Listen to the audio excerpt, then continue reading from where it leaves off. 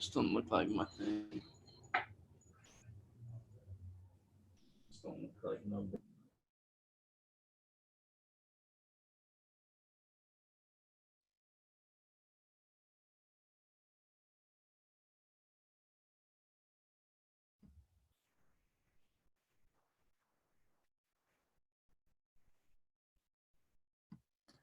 Welcome everyone that has joined us. We're going to just wait a few more minutes and get started about 5:32. So hold tight.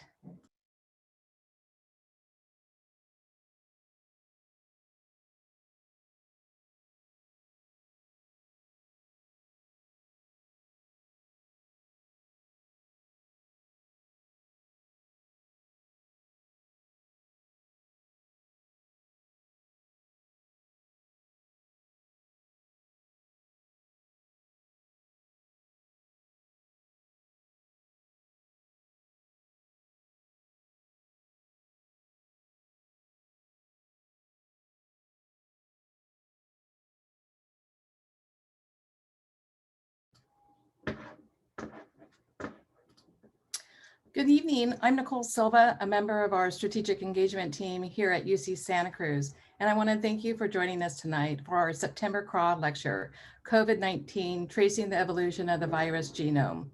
Before we begin, I'd like to share with you a few details about the event tonight.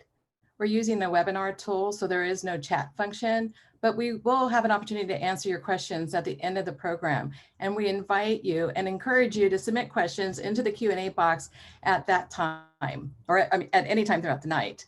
And finally, tonight's lecture will be recorded, and you can find that on the UC Santa Cruz Arts and Lecture YouTube channel, and we'll chat out a link to that throughout the night. The Kraw Lecture series features an acclaimed UC Santa Cruz scientists and technologists who are grappling with some of the biggest issues of our time. This series is made possible because of a generous gift from our UC Santa Cruz alumnus, George Kraw, and his wife, Rafe Kraw, who are joining us now. Welcome, George. Welcome, Rafe.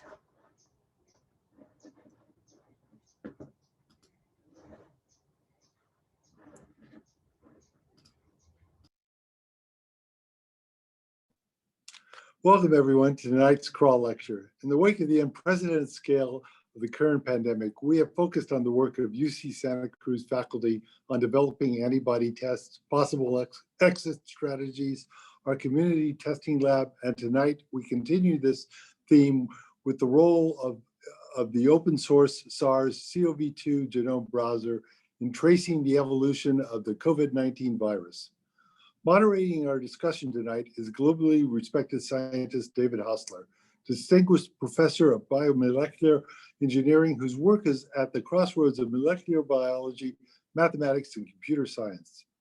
David and his team at the Genomics Institute have revolutionized the field of genomics. This work accelerates the understanding of cancer, human development, evolution, and now COVID-19. Now I'll turn it over to David. Thanks so much, George. And it's a real pleasure to be able to talk to you all tonight.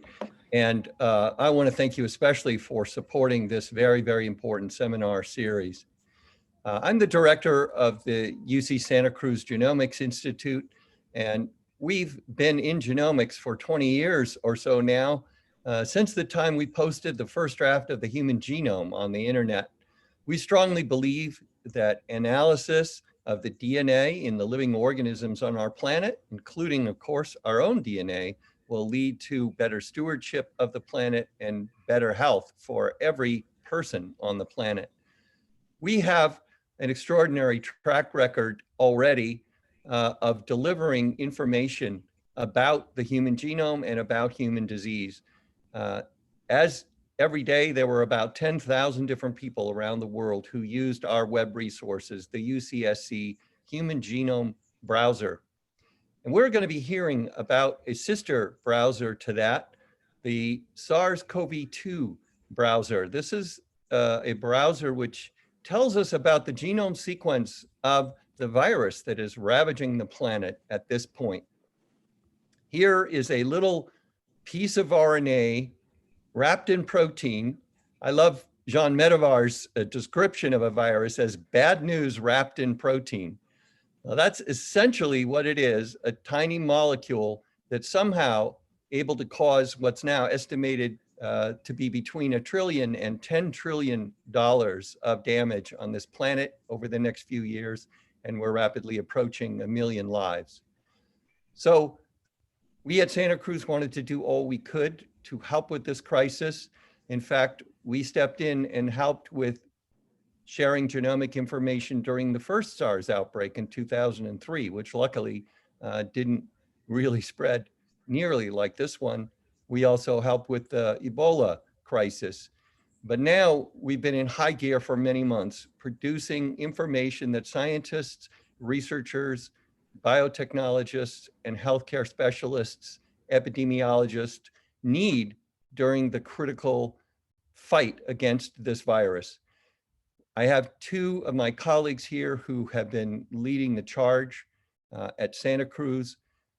Russ Corbett is a professor of biomolecular engineering and an expert on the evolution of DNA and, of course, RNA sequences as we see in this virus. And Jason Fernandes studied in HIV and is our resident virologist expert on this outbreak. Both of them have made major contributions to the data resource. You'll be hearing about how that can impact everybody's lives. So without further ado, let's turn it over to Russ and Jason. All right. Thank you so much, David. I appreciate that introduction. And of course, thank you all for coming out to hear us speak today. We're really excited to share with you the work that we and others have been doing to study the evolution of the virus. And it's a really impressive thing that's gone on where the entire community has come together to try to study this thing as quickly and as precisely as possible. Today, we're going to talk about a few different questions. I'm just going to set up a couple now. The first is, where did SARS-CoV-2 come from?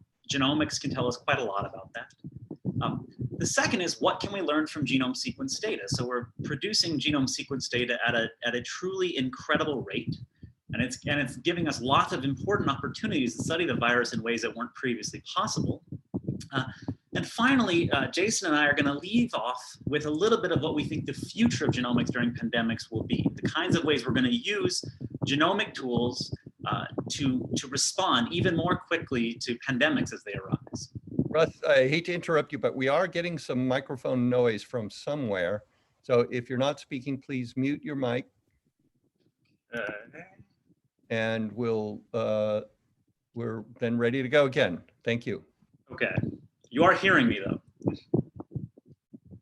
Considerable cluttering and shuffling around. Sure.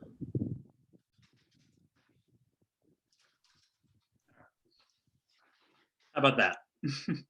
That's way better. That's way better. Fantastic. Thank you, David. Sorry. All right. Okay. And finally, we'll leave you off with what we think the future of genomics is going to be during pandemics. Okay. So with that, I'm just going to introduce you to the virus genome. I think David's explanation at the beginning was perfect. It's bad news wrapped in protein. That's pretty accurate. So the way the viral genome works is there's a total of 30,000, we call them nucleotides or base pairs. But what you can think of it as just an alphabet. And this alphabet's very simple. There's just 4 letters. It's A's, C's, U's, and G's.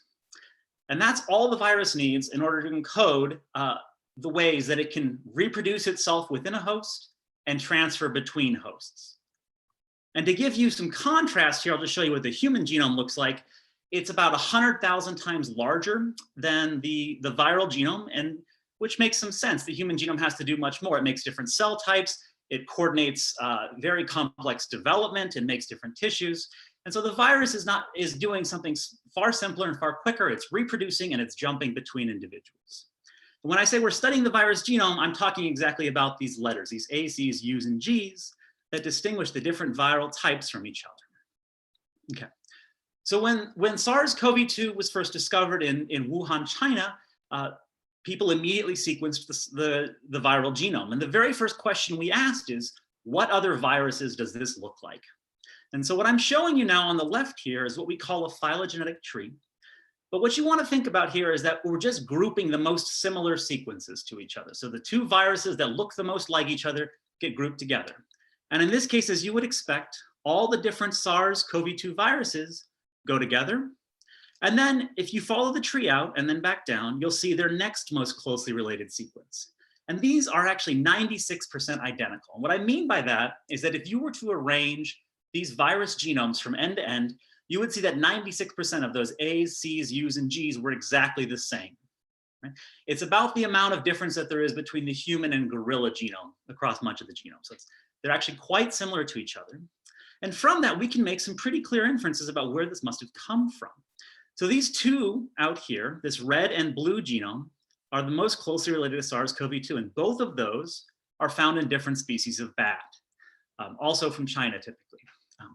And so from that, we can say it's very, very likely that SARS-CoV-2 has transferred to human populations recently from a species of bat. So this is a case of zoonosis, and it's actually very common in viruses. In fact, if you go just a little further out on the tree, you'll see that this must be happening all the time, because the next most closely related set of viruses are the orange and green groups, which we find in pangolins. These kind of unusual mammals with scales that you may have seen must have transferred as well. And so you see these viruses jump frequently between species. And in fact, even since SARS-CoV-2 has invaded the human population, it has jumped to house cats and tigers. And so it's actually a very common part of viral biology for this to be going on. It's not all that unusual in that sense. But what is unusual is when this is happening. So in previous outbreaks, we didn't have quite the level of genomic sequencing technologies we do today. So even back when SARS-1 came out in 2003, there were just a handful of genome sequences that were produced.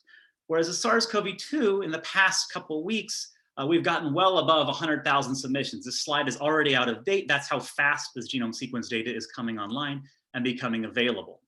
So we can really get a lot of information out of this very quickly. And that's something that's pretty interesting, is our ability to study the virus genome in real time as it's changing in our population. Okay. And so there's a number of groups that have been doing this. I'm going to show you a video that's taken from a website, nextstrain.org. You can go check this out if you want to see similar analysis. But what I'm going to show you is a representation of where viral genomes were sequenced and submitted, and a little bit about their variation over time. And so if I start, so if we start this video, okay, you see that at first the virus pops up in China, and you see quite a lot right there in Wuhan. From there, the viral genome spreads out, right? It goes south into Southeast Asia, into Australia, but it's also starting to crop up in North America and Europe. And as this goes on, and the Chinese government got their transmission under control and reduced the rate of spread of SARS-CoV-2, you can see it's really blooming in Europe and really in North America as well as many other places around the world. So we're actually able to watch this thing invade different populations in real time. The other thing you'll notice is the colors changing. And the reason the color is changing is that there are different variants or mutations in the virus that are arising in different places across the world. And so it went from this orange type to this blue type. And that's going to come up again as we go through this. And I'll explain a little about how that works right now. So when a virus is transmitted within the human population, this defines a type of tree, right? So if we have one person who's originally infected with the virus, they might transmit that virus to 2 people, who then might transmit that to 3 and 2 individuals, who finally transmit to 2, 2, 2, and 1, right? So it spreads through the population very quickly. And if you trace these back, you can see a tree where some viral genomes must be more closely related, because the 2 and these 2 individuals on the left were just in the previous generation in this individual here. And as that virus is replicating itself, as it's creating more copies, it sometimes makes mistakes. That is to say, one of those 30,000 letters, those A's, C's, G's, and U's, gets a substitution. So it may be that an A becomes a C, or something along these lines. And if we were to put those down for each of these transmission events, so this individual transmits one unmutated version of the virus, but they also transmit one mutated version. This blue mutation arises on this branch. And from that, this individual passes that on. They have the blue mutation, but they also acquire a new one, this orange mutation. So these 2 down here have both the blue and the orange mutation, because they share them through common ancestry if you follow backwards in time up this branch. Whereas over here, you'd see this purple mutation backwards in time. Okay. And from that, we can learn a lot about transmission and virus genome evolution. This is the kind of thing we're studying with these hundreds of thousands of sequences that are now available. So one of the first things that we started to look for was a characteristic signature. So you may think that we're helpless against the virus, but we're not. The host genome has lots of different defenses built into it, and one of them is a very active defense. It's a type of protein that actually goes in and modifies the virus genome. The idea is the virus needs that genome to replicate itself, to make more. But if we introduce a mutation, so we break that genome in different places, it'll be less good at replicating. So that's your genome, your host genome, fighting back against the virus. And there's a very characteristic signature we expect. Specifically, one of those letters, those C's, are often changed by these proteins to be a U, right? So we see them shift over very quickly. And in fact, that's exactly the signal that we and others, a really beautiful paper by Peter Simmons came out describing this, where if you look at all the different kinds of mutations across the genomes, A to G, G to A, U to C, and C to U, you see that there are many, many, many, many more C to U mutations than any other. And this is that characteristic signature we're looking for. It suggests that your host defenses really are working against SARS-CoV-2 in human populations, and that we're actually causing these new mutations to occur in the genome and breaking down the virus as we go. Okay. There's a number of other things you can learn about this, and I'll touch on just a few here before I turn it over to Jason to go into depth on some really, really cool stuff that's coming out of this. Another thing that we've learned is that we can use this for epidemiological research to see where the virus is getting and how many different individuals are transmitting the virus between different places. So if you look at the bottom here, and we've sequenced all these viral genomes. So again, those on the left have this orange and blue mutation. Those in the center have these purple, red, etc. And if we then group these individuals, we say, for example, that these two were both isolated in Santa Cruz, and all these red individuals are from elsewhere, well, you could say that there must be at least 2 introductions of SARS-CoV-2 into the Santa Cruz area. And the reason we know this is that this individual is much more closely related to another individual virus genome from elsewhere than it is to the other genome found in Santa Cruz, and the same here, right? It's more closely related to this. They share this red mutation. And so we can be very confident there's a minimum of 2 separate introductions of the virus genome into the Santa Cruz area. And that's exactly what one of our colleagues, Trevor Bedford, found. The paper published about a month ago in Science this year, where they were tracking viral isolates in Washington, right? So all of the species here, all these virus genomes covered in red, were isolated in Washington. All the others in blue and green are from Europe and Asia. And you can see that because there's this red cluster here and this red cluster here of something like 50, 60 viral genomes, that there must be at least 2 independent instances of a virus finding its way into Washington, which is something that's really useful to know because we know that there are many, many people spreading the virus, not just one unusual spread event. Okay. Another thing that people were very interested in when we started seeing these virus genomes coming out is that we could find mutations in the virus that were actually allowing the virus to adapt to exist within human populations. Right? And so the way that would work is something like this. If we go back to our tree and we have this individual at the top and they transmit 1 unmutated copy of the virus, but they also transmit 1 mutated copy, that is, a new mutation has arisen. And that mutation actually increases the chance that that virus can transmit to the next individual. Well, we see that that individual transmits the virus to 3 instead of 2, the unmutated kind.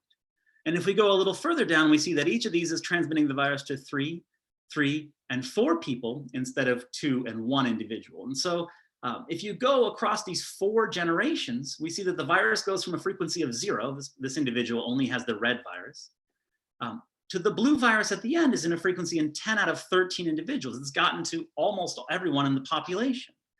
And so this is the kind of thing that we started looking for when we started seeing these data coming online as quickly as they were, because it would tell us something about the nature of the virus adapting to live within a new host, a human host. And I'm going to turn it over to Jason now to tell us a lot more details about how this has worked and what we've learned about one such mutation. So take it away, Jason. All right, thank you, Russ. So what Russ was just describing was an instance in which a particular mutation might become more common in the viruses we see sort of circulating around the world. So if we want to understand that, we need to sort of look at the mutations that are in actuality becoming more common during the course of this pandemic. So what you're looking at here is what we call a browser shot of the UC Santa Cruz genome browser. But instead of looking at the human genome, we're looking now at the viral genome. So from left to right runs those string of letters that Russ was talking about, those A's, C's, U's, and G's, but we're so zoomed out that we can't see them. And then in these blue boxes are the genes of the virus that are labeled. So these genes make proteins that then allow the virus to do the things that it does. And then below that is a separate track of information in which you can see the representation of the phylogenetic trees that Russ was describing, but obviously much more complicated with real data. And then red, green, and black bars that indicate mutations that are being observed in sequences around the world. So for instance, the green bar on the left-hand side, at that position, the virus has mutated in most sequences compared to the original sequence in Wuhan, originally isolated in Wuhan. So there's one particular mutation that occurs in the S gene, which encodes the spike protein of the virus, and that's gotten a lot of attention in the popular press, as you can see by the fact that this bar is represented across most of the sequences that are now observed, that it's become quite common, even though it wasn't present in the original sequence. So the question is, what is this mutation? So we call this mutation D614G because that leads to a mutation on the protein level that changes a D to a G. And so what is the spike protein? So the spike protein is a part of the virus that allows the viral particle to enter the cell. So you can see labeled here on this cartoon of the particle. In blue is the sort of spike protein sticking out that will allow it to bind a cell receptor and let the virus in. And this has received a lot of attention because, as you can see, since the spike is sticking out, it's often what the immune system recognizes and builds antibodies in order to neutralize the virus. So, as I mentioned, we've noticed that originally the virus had a D in this position. So if we look at in January, if you look on this graph that runs from January to May, you can see in orange that most of the viruses we were sequencing had a D in the 614 position. But then around March, these blue sequences started to dominate. So they became more and more common. And so now most of the virus circulating around the world has a G in that position, 614. And so this matches kind of the model that Russ mentioned, where a variant might lead to increased transmissibility. So at the time when this came out, there was a lot of popular press that sort of latched onto this. There was one very alarming article in the LA Times that said, you know, the coronavirus is mutating, the world is going to end. There were some more measured responses. And the question is, but I think it's a legitimate question. So we've observed this mutation, but what does it mean? Does it fundamentally change the nature of the disease? And does it interfere with the therapies we're designing? So that's the question that, you know, we as scientists wanted to know. So there are many ways we can sort of test this. And so this is some work from some colleagues of ours, Jeremy Lubin's lab at the University of Massachusetts. So what you can do is you can build a laboratory model to test whether this mutation fundamentally changes the transmissibility of the virus. So what we do is we take human cells in a dish. As you can see this blue human cell on the left. And you can then treat that cell with essentially the spike protein and measure the ability of that virus to spread from cell to cell. So you can see the left bar, the D614, sort of the old original version of the spike protein, has a low transmissibility compared to when we change that 614 position to a G, it has much more increased transmissibility. So this seems to jive with the model that Russ was showing, that this mutation does in fact increase the transmissibility of the virus. But transmissibility of a virus, sort of the spread of the virus, is not equivalent to this becoming a new deadlier strain. I think there's often a common misconception that the virus mutates and becomes a more deadly virus. But when we actually look at the disease, right? So the virus is SARS-CoV-2 and the disease is COVID-19, and we look at the severity of the disease, we can see that this change from D614G has no effect. And so if you look at this graph on the right, on the bottom from left to right, you see the odds ratio for hospitalization. So the further right you are on the graph, the more likely you are to be hospitalized. And then you can see each row has some sort of risk factor. So some of the risk factors that you probably heard about in the popular press, for instance, if a patient is immunocompromised, they're far more likely to be hospitalized. If they're elderly, also more likely. But if you look below that, the 614G mutation actually has no correlation with hospitalization. So this is simply appears to be a mutation that allows the virus to spread, but in terms of on the host side, doesn't actually cause a greater disease. So although it transmits better and doesn't cause a greater disease, the next question is, does this interfere with any of the therapies that are currently being developed? As I mentioned earlier, the spike protein itself is often the target of many of the vaccines and many antibody therapies. And this is more work from the Lubin lab at the University of Massachusetts. And you can see on the left, they have an assay where they increase from left to right the concentration of an antibody, and the higher that the curve goes, the more neutralized the virus is. So the flat black line on the bottom is a control. There's no antibody in there. And all the colored lines are antibodies that are being developed for therapy. So these are actually Regeneron antibodies. And you can see they all act on the D614 virus. You eventually achieve 100% neutralization of the virus. And mutating the 614 position to a G, the antibodies are all still very effective. So even though this increases the fitness of the virus, we don't think it affects the majority of the antibodies that are actually recognizing to neutralize the virus. And I want to sort of continue this theme that, that mutation itself is not necessarily an indication that that the virus is getting stronger or things are getting worse, but that actual mutation is a very natural process of virus host, what we call evolutionary conflict or mutational arms races that occur on the timescales of millions of years.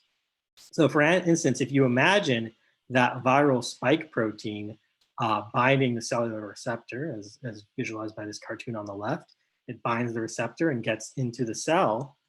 And it might do that if we zoomed in on that spike receptor interaction, you would see that they sort of fit together in an almost lock and key type mechanism.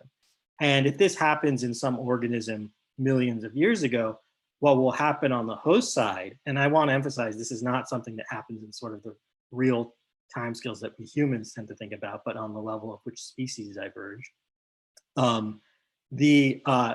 The cellular receptor will then evolve to avoid being infected by sort of these ancient coronaviruses. And what will then happen what will then happen on the virus side is there will eventually be a new coronavirus that emerges to bind and infect this new receptor. In evolutionary biology, we call this the Red Queen hypothesis, and it comes from Alice in Wonderland, where Alice visits Wonderland. She meets the Red Queen, who tells her that in Wonderland, one must run at top speed just to stay in place. And it's the same thing in evolution. Mutations must always be happening in order to maintain the status quo. And so when we see these mutations, we understand this back and forth is happening, and we do want to monitor them. We do want to make sure that human health can be maintained, but we don't necessarily want to read too much into them.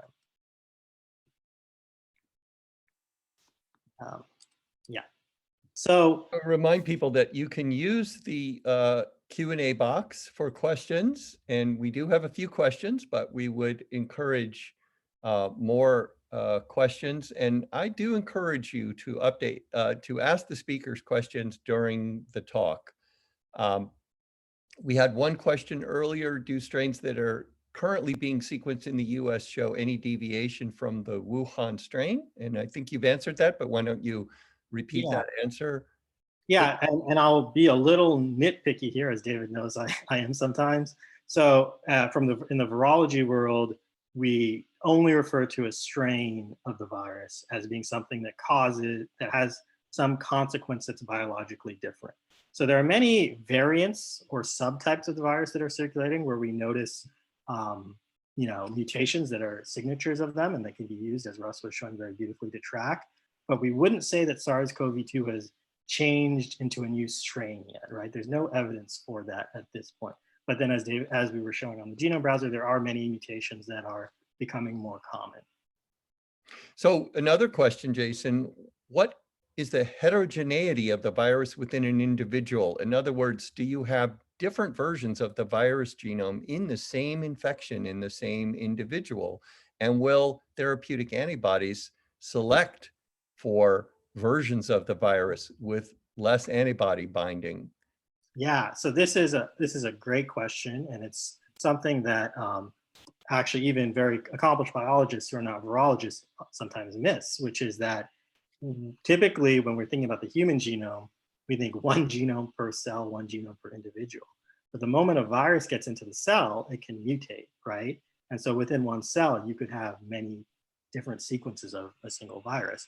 However, SARS-CoV-2 has a very, very low mutation rate. And this is typical of RNA viruses that are so big.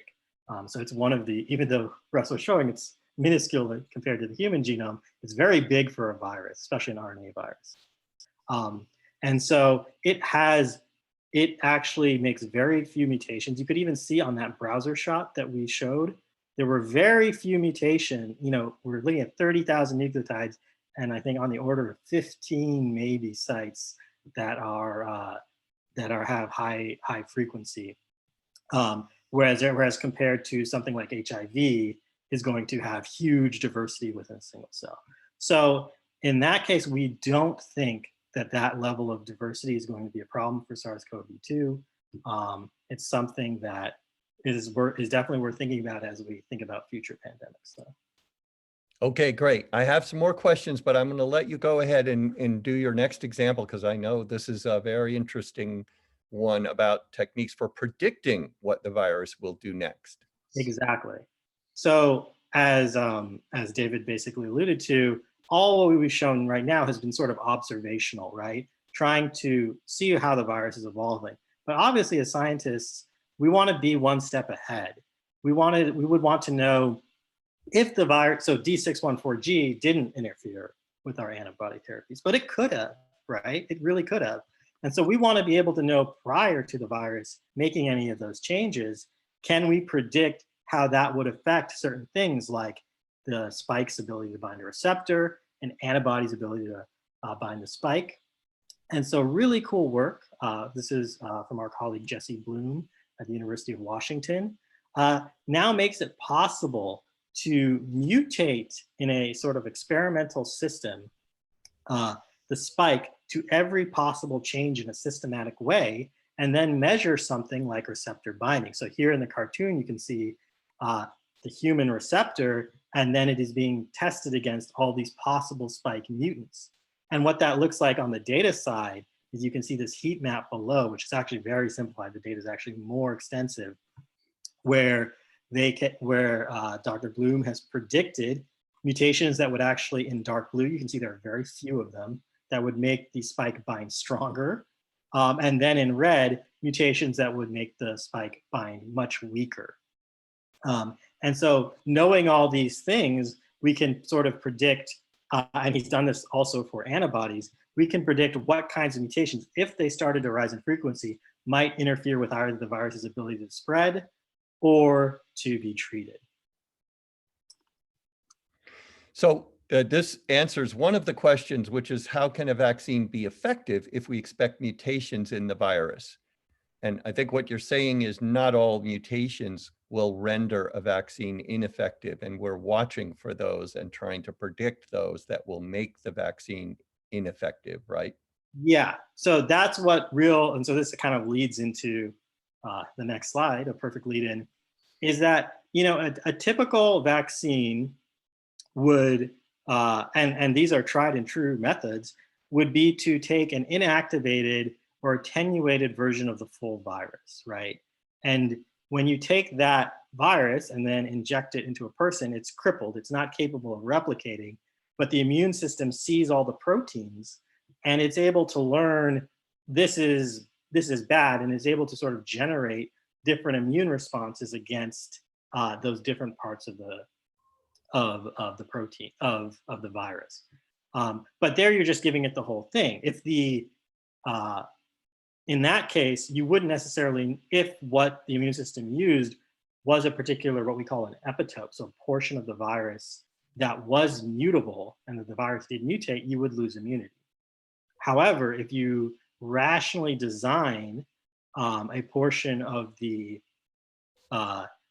and use as sort of the instructions for the immune system, something that can't be mutated. So as we were showing on the previous slide, one of those mutations that would not allow the virus to bind ACE2, then the virus can't make a mutation there because it always wants to bind the human receptor.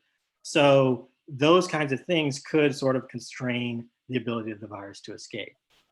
Now, in this case, what the sort of vaccines that are under design and are these these tried and true inactivated or attenuated coronaviruses, more, similar approaches where we use a different kind of virus to deliver a particular payload of the SARS-CoV-2 virus. So you might put the spike protein inside a different kind of virus as a delivery mechanism, or the sort of more modern techniques, which have,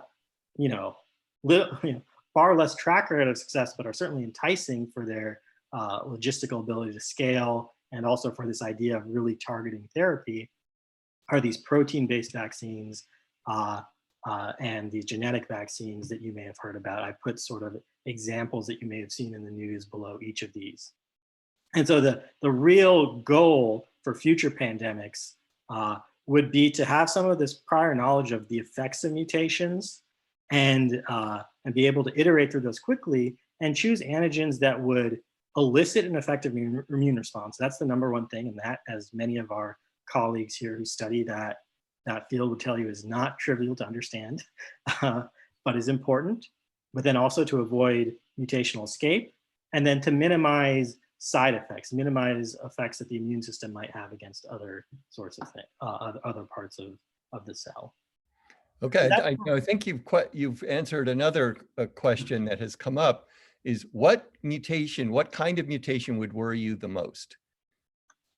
So I would worry about mutation. So, already people like Dr. Bloom at University of Washington, Dr. Banash at Rockefeller University have already mapped specific areas where, like at the level of these letters we're talking about on the spike protein, where majority of the antibodies that we see in, so you can look in patients and see the dominant antibodies that they have that neutralize the virus.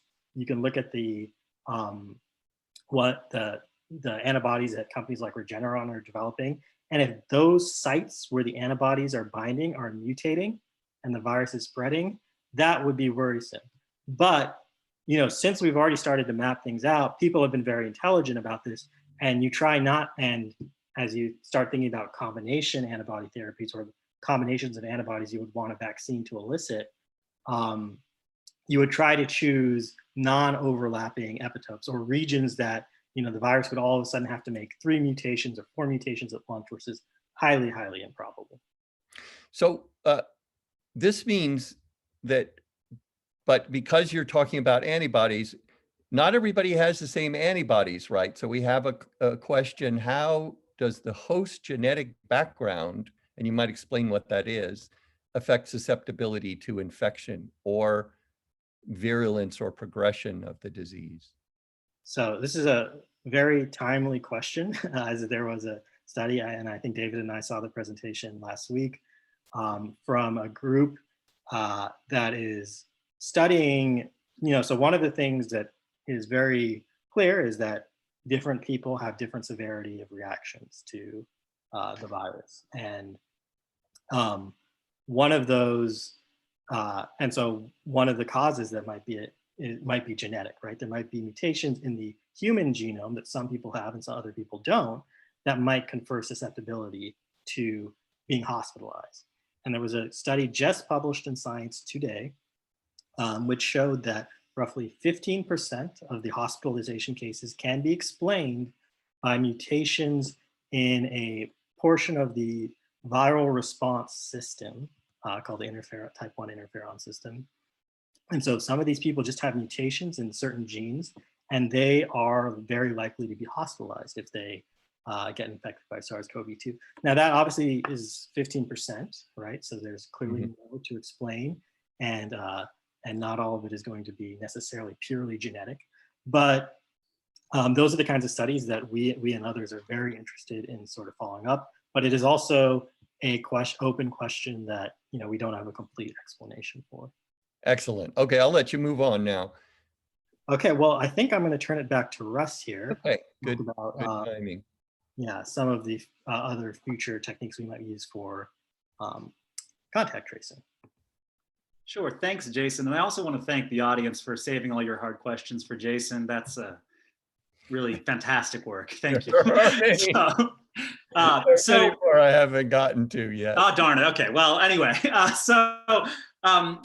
the end here, we wanted to leave you with a little bit of the future that we think that genomics is going to help in understanding the spread of new pandemics, the current pandemic and new pandemics, and some of the work that my group has been doing in collaboration with David and other people in the Genomics Institute here at UC Santa Cruz. So Russ, I want to ask you to sure. answer this one question that's been burning. How do you get genomes? How do I get the virus genome? Yeah, I download them. Other people do it, but how the other people are doing this. The way that they're an RNA genome, as Jason described. So what you would do is you take a biopsy from a human. This is being done from saliva, from nasal swabs, and I think even occasionally blood draws. There's lots of different ways to get copies of the virus from a patient who is infected. Once you do that, we use a couple of molecular biology tricks. Actually, we're replicating the virus genome in a similar way to the way the virus replicates it. And once we make a bunch of different copies of it, we're able to sequence it using the sort of standard sequencing technologies that have been around for a little while now. So the answer is patient samples into sequencing machines, basically. And is there a national government initiative in the US to gather material and apply the findings? Or yes, of course. Yeah, so the CDC is working with lots and lots of different sequencing groups across the United States to gather these kinds of materials, to analyze them, and to try to think about how we can use that to inform public health policy and also to learn about the evolution of the virus. So yes, this is a huge ongoing effort that's only ramping up. It's only getting bigger, so there will be a lot more coming out very soon, I suspect. Thank you. Sure. So what I'm going to leave you guys with here is what I envision the future of contact tracing to be. In fact, we're trying to invent a term, genomic contact tracing, to sort of describe how we're doing this. And so the way we think this will work is that a sick patient will come to a clinic, and as a standard part of patient care, their virus will be sequenced. And so what that basically means is we'll discover all those mutations, those, in this case, the orange and the blue dots that occurred on that virus genome that make it different from the ancestor that got into humans and from many other different kinds of the virus in the human population. And what we can do with that then is put that into our global tree. Remember, we have a bunch of virus sequences from all over the world. We know what viruses look like in India. We know what they look like in South Africa. We have a really good idea which mutations are where. And what we'll do is we'll put this into the tree. And from that, you can pretty easily figure out that, okay, this orange and blue mutation means it's related to these orange and blue viruses that we already know about. And the reason this matters is that then you could figure out where people who brought the virus to a new area must have brought it from.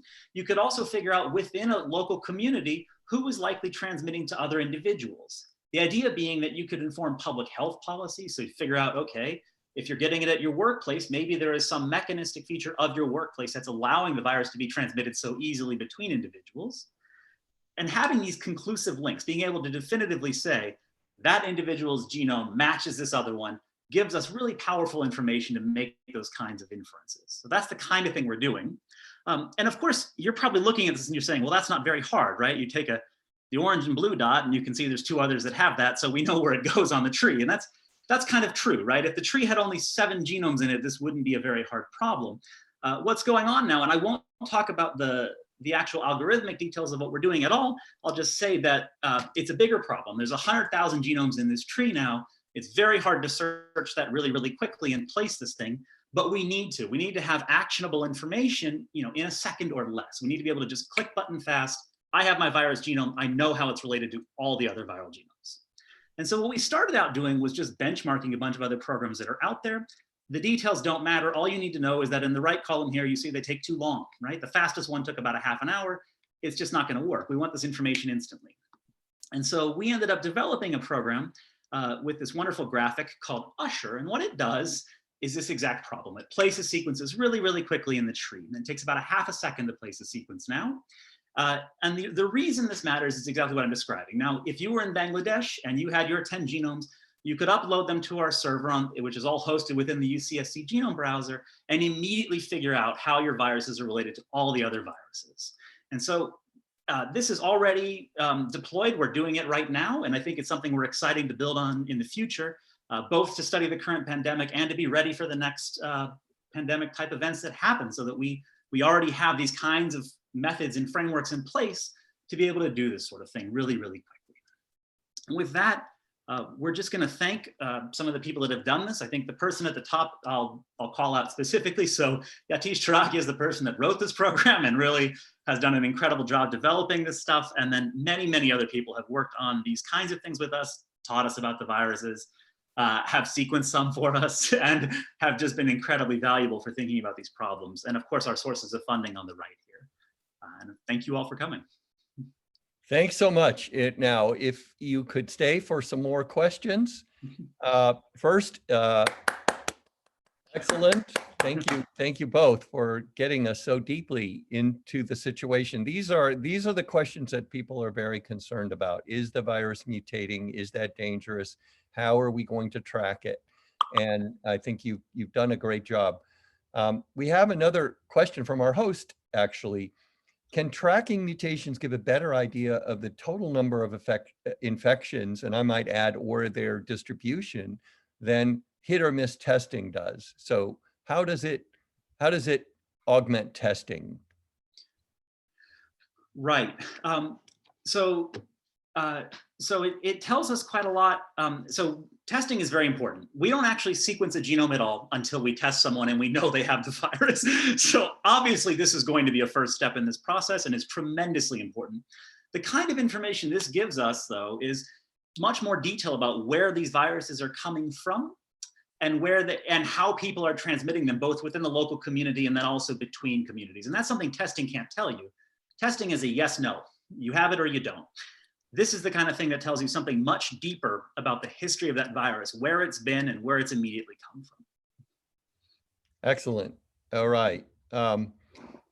So do you imagine that there will be different vaccines for each different type of viral genome, or will there be one vaccine that works for all strains of the virus? Pass. That sounds like a Jason question. Jason, okay. I don't think there's any reason right now to think that that any of the many vaccines in development would be more or less effective against a particular genome sequence.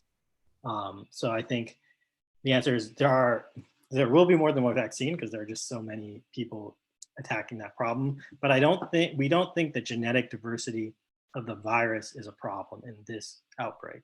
I think we're much more worried about the genetic diversity of humans in terms of how they will react to the vaccine, and we want to make sure everything's safe. But I think the viral sequence itself in this outbreak, given its very, very low mutation rate, doesn't seem to be a concern. Digging into that, another listener wants you to compare our ability to predict the next move of the virus with COVID-19 to our ability with seasonal flu. many times, I think we all experience the fact that they say, well, we called it wrong. This vaccine doesn't work so well this year because another strain popped up. How are we better able to predict the next move of COVID-19 than we are of seasonal flu? Yeah, so I think, you know, as a scientist, we don't want to have too much hubris and say and especially viruses will always find a way. But um, but I think there's important distinctions to think about between SARS-CoV-2 and the flu. So the flu is much more diverse. It has a particular ability. So whereas SARS-CoV-2 is one long string of 30,000 RNA letters, the flu is many short strings that can be mixed together and reassort. That gives it a tremendous amount of genetic diversity that makes it very hard to predict what sorts of letters will be in combination together. And if you don't know that, you don't know what to put into the vaccine pipeline. Whereas with SARS-CoV-2, we know the spike protein. We know it's basically unchanged except for this D614G signal. So that's what we're using. You know, we're using the spike protein sequence for the majority of the targeted vaccines. So I think as of now, we don't think that there's going to be, you know, that's a major concern. I should note, all the mutations we're observing right now are in the context of the virus doesn't need to mutate. It's spreading across the world well. So there isn't this selective pressure of something like a vaccine. So it will be important for us as scientists to monitor what happens. And although we expect, you know, those kinds of events to be rare, we have to be on top of them. And if there's any concern, then be ready to openly discuss and talk about what, you know, what alternatives could be out there. One of our listeners also asks, given that we see possibly a changing genotype for the virus, compare the relative importance of the strategy of vaccine versus monoclonal antibody therapies? Yeah. So I think monoclonal antibodies are being overlooked right now, and I don't know why. I think they're a great complement, and they're a great, so for those who don't know, so a vaccine will elicit antibodies in the person, so you inject them with this portion of the virus, and then the human makes the antibodies. But a monoclonal antibody is essentially like a drug that is just one of those antibodies that we know will neutralize the virus. And we can mass produce these without your body having to make them. So I think monoclonal antibody therapy is an important wing of the therapies that are being developed. I think it's also important, as some of those researchers I mentioned, is you don't want to design a lot of monoclonal antibodies that are all targeting the same part of the virus, because then you do put selective pressure on the virus to mutate the portion that the monoclonal antibody is recognizing. So you want to come in with a combination, right? In the same way where we treat HIV with 3 drugs, typically, that are targeting, you know, 3 different kinds of parts of HIV, and that's kept it down. You would want a combination of monoclonal antibodies. And people are thinking about this at the molecular level. They know this antibody targets this portion of the spike protein, this antibody targets a different portion, and so you should use those together. They're even talking about, you know, and this, you know, taking sera from people, trying to figure out which kinds of monoclonal antibodies they have before you start pooling them together. And so those kinds of real rational approaches are what's going to really help us control this and future pandemics. That's fantastic. I love this dialogue, and we are getting spectacular questions. Again, for Jason, when the virus is neutralized, does the human recover to pre-infection condition, or is there long-term changes to the human body?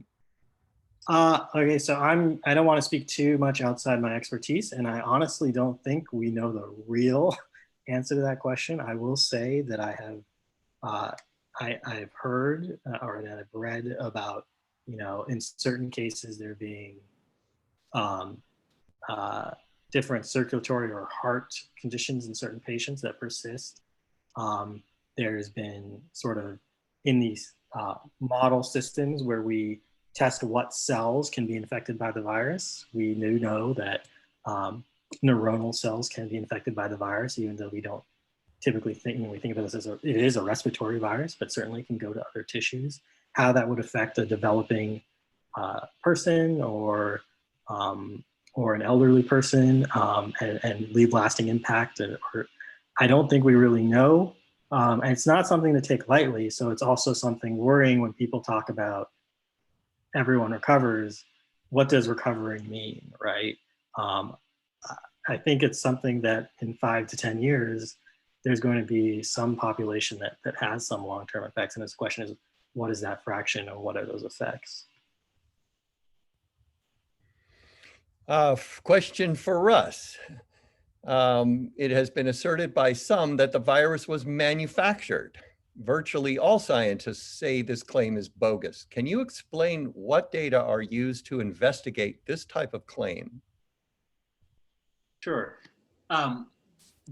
It's hard to disprove this in the sense that it is possible to make an RNA virus, but the evolutionary pattern of the virus is exactly what we would expect for one that has transferred from bats to humans and has a common ancestor with this bat virus about 50 years ago. It has similar mutations across its genome, and it has mutations in places that probably make it less effective at transmitting, not more in some cases. And so if someone was going to engineer a virus, they probably wouldn't introduce a bunch of mutations to convince you that this isn't going on or to make their virus a little less effective. So it seems very unlikely. I would add that we know that transfer between species is extremely common. So this has happened before in, about 100 years ago to the human population. And of course, many, many, many more times than that are less well documented. So it's a pretty normal part of viral biology. And I don't think there's any good evidence that this isn't a standard natural zoonosis event where a virus transferred from some population of mammal that got a little too close to humans. Okay, well, that's the good news. Now, maybe you'll give us the bad news with this other question. Do scientists expect more viruses similar to the current COVID-19 crisis? Is that our expected future? There are people that have made that claim, and I think that certainly as we encroach more and more and more on nature, then we're going to encounter species that have viruses we haven't seen yet. And so this is a pretty strong argument for better conservation and to leave these things alone. I think there's also a really, really interesting thread that's come out of this, which is to say that humans are a pretty dominant species on the planet. And I think probably it's going to be much more likely that a virus gets into our population, spreads across 7-ish billion people, and is actually transmitted back out into wildlife populations because of interactions from humans. I think we're more likely to infect them in some cases than the alternative. Not that that's something we should be looking for. Both of these make a very strong case for increased conservation and more sectioning off the wilderness for some wildlife. Excellent. Back to Jason. We have a listener who would like you to explain once again, carefully, the difference between strains and mutations. This is a subtle one. Yeah, so a strain, as a scientist, we would say a strain has a phenotypic consequence. And what do I mean by the word phenotypic? I mean that if I took that virus, that mutation changed something fundamental about the functional consequence. So you could imagine if it changed the functional consequence or had an independent sort of evolutionary origin. You could imagine if a mutation led to sort of a fundamentally different disease than what we've been observing with COVID-19. I'm not going to jinx anything and create a name for a new disease, but if we saw that sort of behavior and we said, this disease that we haven't seen in any other patients, but is now occurring, and it always occurs with this mutant of the virus, now we would say this is a new strain. And so that's kind of the level that's typically used. All right, back to Russ. How much does it cost to sequence the genome of a coronavirus sample, and what sequencing technologies are most commonly used? Good question. I know a lot about this, actually. So we've just been pricing these things out. The answer is it can cost a little less than $100, would be a reasonable amount. But if you do more of them, there's usually an economy of scale. So there are sequencing centers that are making thousands of viral genome sequences, and they probably have that number down quite a ways from there. So maybe $40, $30, something like that. This is a big part of why that's in reagent costs. You still need a very skilled molecular technician to do this work. So it costs something more than that. The technologies currently in use are basically two technologies. There's a few others, but there's two that make 99% of the data. One is Illumina. So there's a few different platforms, but Illumina has been around for a while. And it's been kind of the workhorse of a lot of genomics of the past 10 years. And the way this, it's a great sequencing technology. The reads tend to be short, but they're very accurate. The problem with Illumina for this sort of thing is that the turnaround time on sequencing tends to be a little longer. It takes a couple days to get your data back. One thing that's very popular at UC Santa Cruz that our colleague Mark Akeson has been using to sequence viral genomes is called an Oxford nanopore MinION.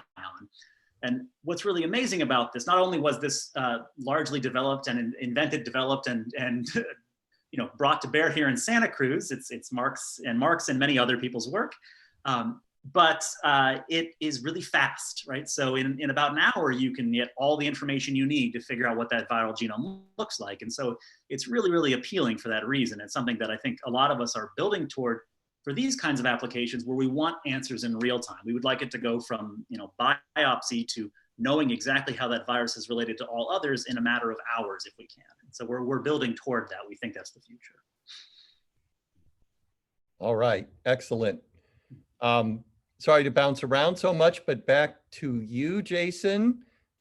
We have a number of questions about how, for example, how long do the antibodies tend to stay in the body and keep you protected? And does it depend on the vaccine? How long could a vaccine protect us? Yeah, this is also a $1 million question. And I would normally defer to an immunology colleague here. I'll answer as in a way that I hope is not, I'll answer that as well as I can, but I'm not an immunologist. So I think, so there are 4 endemic coronaviruses. So by endemic, I mean that they exist, human coronaviruses. So people have, and prior to COVID-19, been infected by those. And my understanding is that the antibody response to those, or the attempts to, I don't think there's been major attempts to make vaccines against them, but those appear not to be long lasting. So it has been a concern. For the SARS-1, the 2003 outbreak, people have measured neutralizing antibodies, and those do seem to be, out till 5 years, people were detecting neutralizing antibodies in some of the patients in the SARS-1 outbreak. So it is a concern. I think it's something to think about. What is the future of this virus, SARS-CoV-2?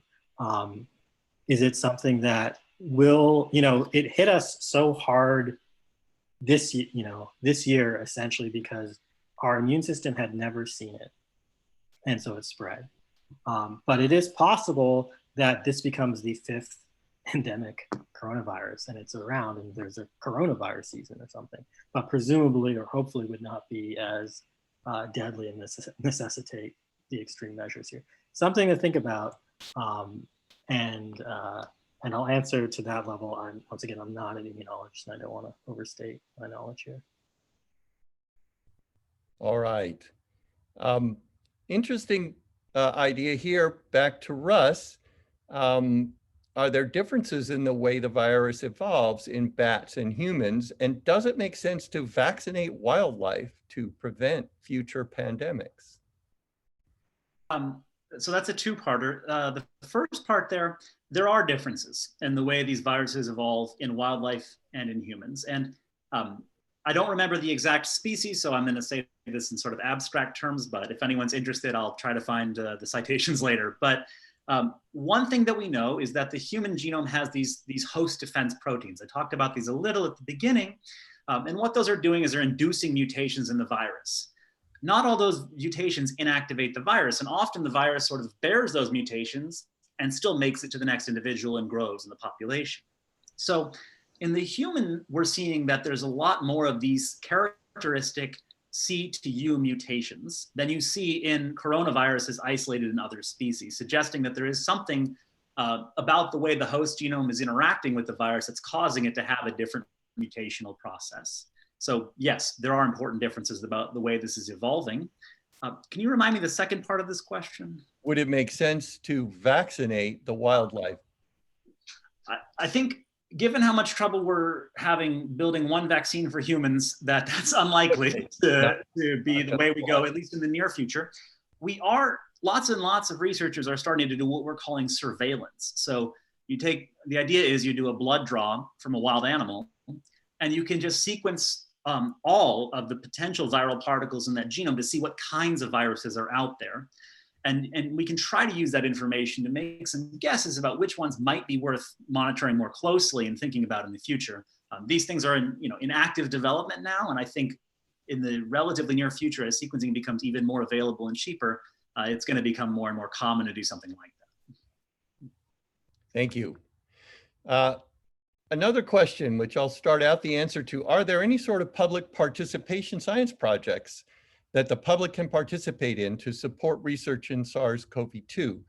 So we, specifically on the topic of contact tracing and surveillance of the virus within our own community, I think that we would love to have the participation of people in the public who are willing to donate money to the cause or to step forward and help with the effort. Right now, we are not looking at the genomes of the viruses that are infecting people in Santa Cruz. And we should be, I feel. Other communities have started to do that, but we have not started to do that yet. And so if you think that you're convinced that what Russ and Jason are saying is maybe important information that we should be gathering about the viruses that are infecting our fellow members of the community, please contact the Genomics Institute and let us know how you would like to help. I think part of it is social organization of a plan for sequencing the virus samples that are taken in our community. And another part of it is paying for the actual work. As Russ said, it isn't that expensive per sample, but it's not free per sample. So we would need support to actually start sequencing the samples that come into the testing lab. Russ, can you say what the early sequencing results were from our testing lab? Sure. First, I want to add one thing to what David's saying here, which is that this approach that we're describing becomes much, much more powerful the more virus genomes you sequence. If you sequence a handful, yes, that information is useful, but it won't have quite the impact I'm describing where I can say definitively, this individual and this individual transmitted the virus between them. So, we'd like to be able to get a lot from our community to be able to use this kind of approach. The second thing I'll say, sorry, what was your actual question? So could you tell us a little bit about sequencing that we've already done and how it might work? Sure, yeah. So our colleague Mark Akeson actually did the sequencing using what's called an Arctic protocol. But what that basically means is he uses molecular biology tricks to turn the virus genome, which is RNA, into a type of DNA that we can sequence on these MinION, that's Oxford Nanopore sequencing device, which they're really cool. They're just a little device about the size of a cell phone that you can use to very, very quickly get this kind of data. And we've made from these about 10 viral genomes. They're all de-identified, so we don't know who in the community they came from. It was a proof of principle to show that we could do this and to see what kind of variation we have within the Santa Cruz community. And what we found from that, using our program, USLER, to put these onto the global tree, is that there are at least 4 different groups of the virus in Santa Cruz currently. So of those 10 sequences, some of them grouped together, suggesting that there's recent transmission between people, that we've sampled individuals that have either transmitted to each other or very recently transmitted through someone else to each other. And then there's a couple others that were just off on their own in the tree, right? So they're unrelated to any other sequence from Santa Cruz. but we see that they're closely related to sequences that have been submitted from Santa Clara County, and then a few from LA as well. So it suggests that they're coming from California at this point, as you might expect. Right. But there is quite a lot of genetic diversity of the virus within the Santa Cruz community. And so that was actually, this is exciting, Russ. That was our first glimpse of the genetic variability of the virus in our community, and you got it. Yes. I should have a slide on that. That's super exciting. This just came out a week or two ago, right? That's right. Yeah, we've got the. That's exciting. Yes. And it's also important. It means because there's that genetic diversity, not all the viruses look exactly the same. What that means is we really can do what we're calling genomic contact tracing. That is, we can use this information to tell apart who has transmitted to who, because we can tell apart the virus genome. It's really encouraging, actually, for the kinds of things we'd like to do to understand the transmission of the virus within the community. That's right. And I think we did talk, and you were on the phone with the county, and they're excited and looking for resources because the excellent work of the epidemiologists in Santa Cruz County would be greatly aided by this. They currently are working blind without this information, but just based on the standard kind of contact tracing, asking questions, who were you in contact with, and so forth, but not a molecular test for transmission of the virus. And so I think this would be a great tool to add to their toolkit if we could get some help getting that launched. Very exciting. And can you say about some of the other counties and places in the US that are doing this? How many, do you have a rough idea? I'm not sure myself how many counties. I can tell you that. There's a lot more coming out now. A lot of counties are starting to do this. Yes. It's becoming quite common, but Santa Clara and further north, the North Bay counties in California have submitted quite a few. For whatever reason, doing this. Yeah, Wisconsin and Washington have also submitted quite a few sequences. So, yeah. Okay, well, Santa Cruz should get on board, and the other neighboring counties, Monterey, San Benito, we should really lead the charge. Help us control the virus. Fantastic. So I guess we have time for a few more questions.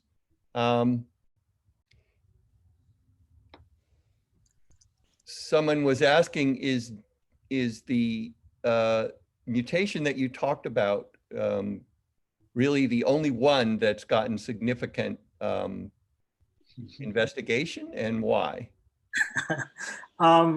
So it certainly isn't the only mutation, right? And it's received the most attention, I think, mostly because it's on the spike protein.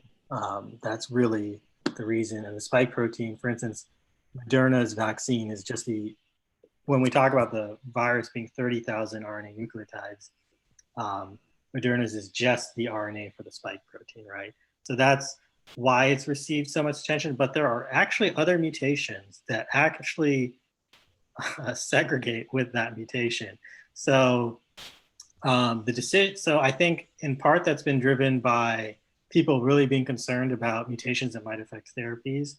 But there are these other mutations. There's one in the viral polymerase that's in linkage with that spike protein that is worth thinking about. And there are people doing research on those, because there are people who don't study viral spikes, or they study viral polymerases. So they're studying those kinds of mutations. They just haven't received the popular press. It's much harder to connect how that would affect vaccine therapy, but it's certainly something we as scientists are interested in terms of how the virus is evolving. So there are these other mutations, they're being studied, they just aren't getting the press. There's a group of questions here involving what is the impact of asymptomatic transmission in this virus? What are the reasons why it's spreading so fast, and how does that compare again to flu spreading? Is there something special about the way this virus spreads because people with no symptoms can walk around and spread it? Yeah, so I think that is the one of the, from the medical science perspective, the most sort of mysterious, unknown things about this virus. Why are people spreading it when, when there are no symptoms? And yeah, I was talking to a friend of mine who runs the sequencing center at the University of Washington. He's an MD, PhD, and he was basically saying that's the $1 million question he's going to be working on for the next few years, because it does seem by the time you're able to detect and get these positive tests, those people have been transmitting a lot already. Yeah, short answer, we don't know. We really want to figure that out. And is the range of symptoms larger in this virus than in other viruses? People have the impression that there's a more diverse host response, very different in different people. Is that an exaggeration, or other viruses have equally different responses for different people? Yeah, I mean, that's my impression too, but I don't want to pose as an expert on that. So it's my impression too that I've been surprised by the severity differences. And that may have something to do with some of these human genetic factors, but I am not an expert in that particular question.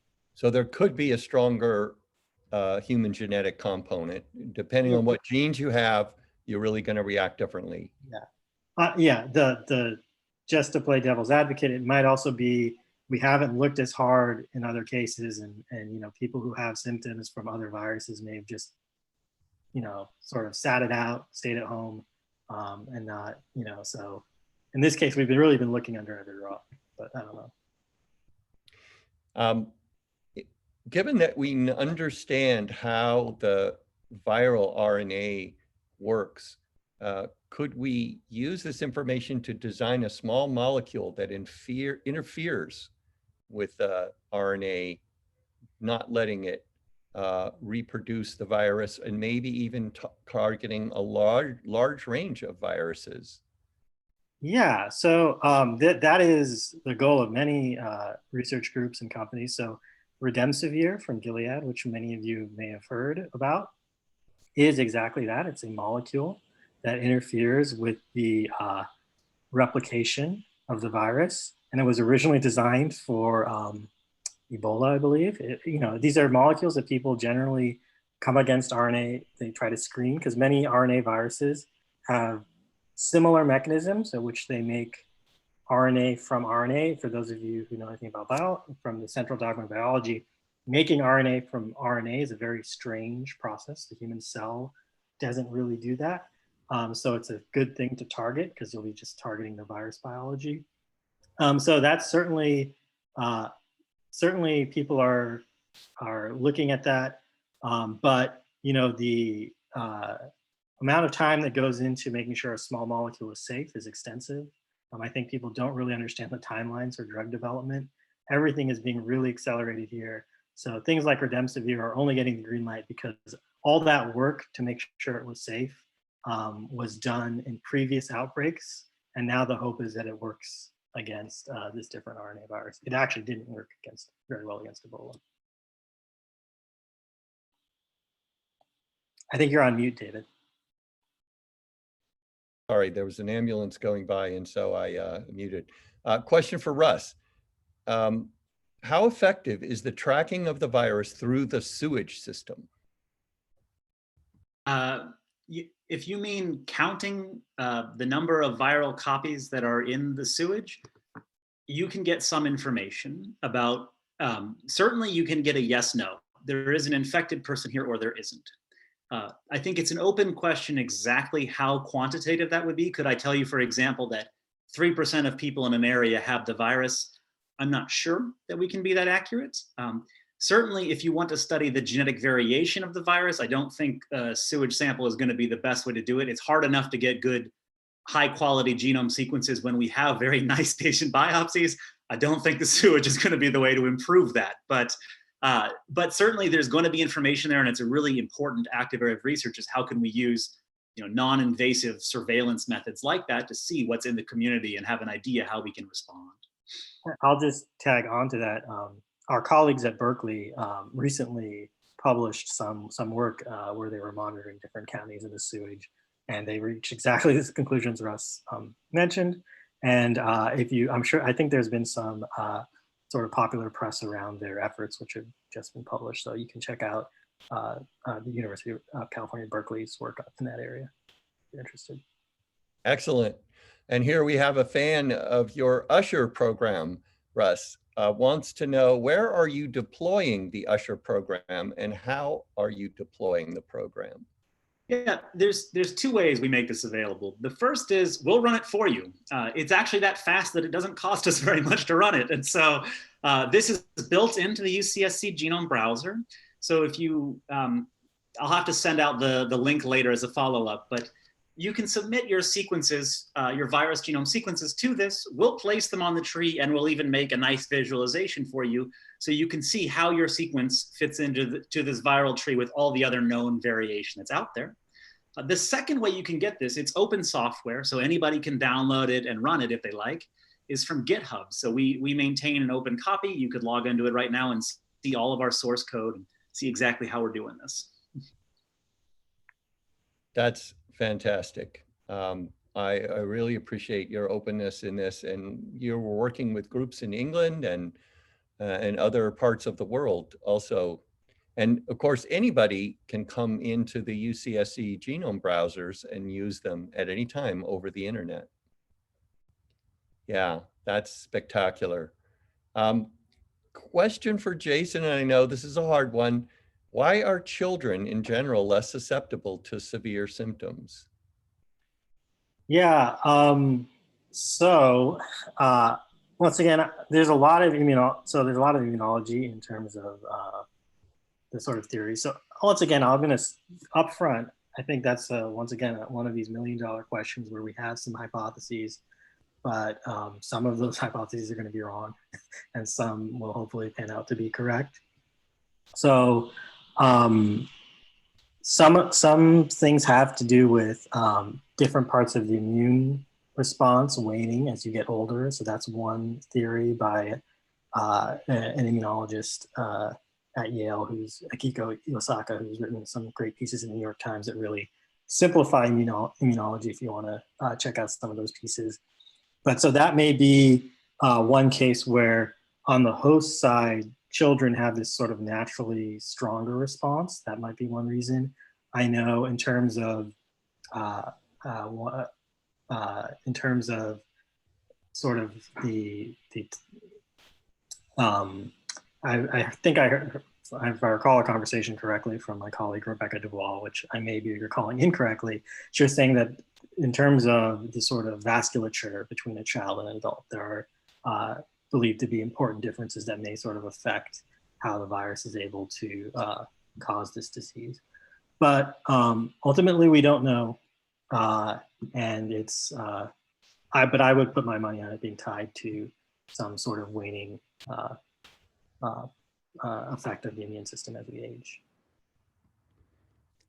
All right, back to you, Russ. Do the variations of the genome represent gaps in testing? Okay, so the way most testing is done, not all by any means, but a lot of testing is done, is called reverse transcription. And what that means is we have to have a molecule that is the exact reverse of the virus genome that can bind to it so we can see that it's there. And so the concern is if there were a mutation in the virus genome in a site where we put our molecule to bind, that it may not be able to find it. This is a really important problem, and it's actually one of the many things that we and others are developing methods to track when people sequence genomes all over the world. So one of the nice things is there's lots of different ways to sequence genomes, and they won't all be susceptible to the same mutations. So if we did see one of these mutations arise at a site that's important for one of these technologies, we would know that, and we could actually modify the way that we're looking for these things in the first place, and hopefully get around that problem as it comes up.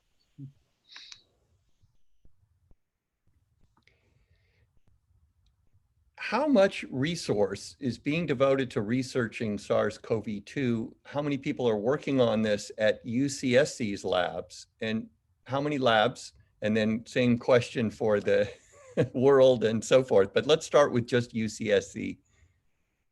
There's a lot of us that that got into this and got on board. I think it's, you know, when they shut down when the school shut down and we were all sitting at home, I think a lot of us saw that as our opportunity to make an impact, to bring our expertise to bear on this problem. And obviously, you know, I study genome sequences. That's what I did, is I got into studying genome sequences of the virus to try to learn something about it. And I think there must be at least 20 labs around UCSC that are doing something with SARS-CoV-2. There's many, many different avenues of research, of course. And then I think worldwide, yeah, there's people all over the world. If you recall that map I showed you at the beginning of genome sequences that are being submitted to these databases, those have come from something like 70 to 80 different countries at this point, most of which have many, many labs in them making these genomes. So it's a huge effort from the global scientific community to try to understand this virus and subvert it before it gets even worse. And we have a question that I've been holding on to for a while. I'm trying to find it again, but I thought it was particularly germane from a very exhausted ICU nurse. Do we have hope for the future in conquering this virus? I think that's probably a question for both of us. So I'll say for both of you, and we're winding up here. Yes. Okay. Yes, the answer is we're going to beat it. I have every faith in humanity in general, the research community, and the frontline workers that are working to mitigate and defeat the virus. And I think we've already made incredible strides in improving patient outcomes, and it's only going to get better as we know more. So we need to keep doing more research to have a better idea how to fix it. Yeah, and I agree with that entirely, Russ. And I think when we think about from the treatment angle, it's the eggs aren't all in one basket, right? So I think we have every reason to believe that many of the approaches we're using towards vaccines or even other, small molecules, monoclonal antibodies, all these things that people have even brought up in the questions, all those things, some of those are going to work really well, right? And we have every reason to believe that most of them are actually going to work very well. So I think we have good reason to have hope. Excellent. And on that positive note, I want to apologize to everybody whose questions I did not get to. We had a number of marvelous questions, but I thought I learned a lot. I thought the dialogue was absolutely terrific. And I am so glad to end on a message of hope. I too feel that the scientific approach can most certainly conquer this threat. I invite everybody to join us again on October 22nd for our next Kraw Lecture, Hunting for Infection, One Molecule at a Time. And this will be presented by Professor Holger Schmidt. And I am familiar with Professor Schmidt's technology, and it really is quite spectacular technology, really to recognize the presence of viruses in a single molecule through incredibly intricate nanotechnology. So a very, very exciting presentation, October 22nd. Don't miss us. And signing off from everybody here at Santa Cruz, thanks so much for joining us.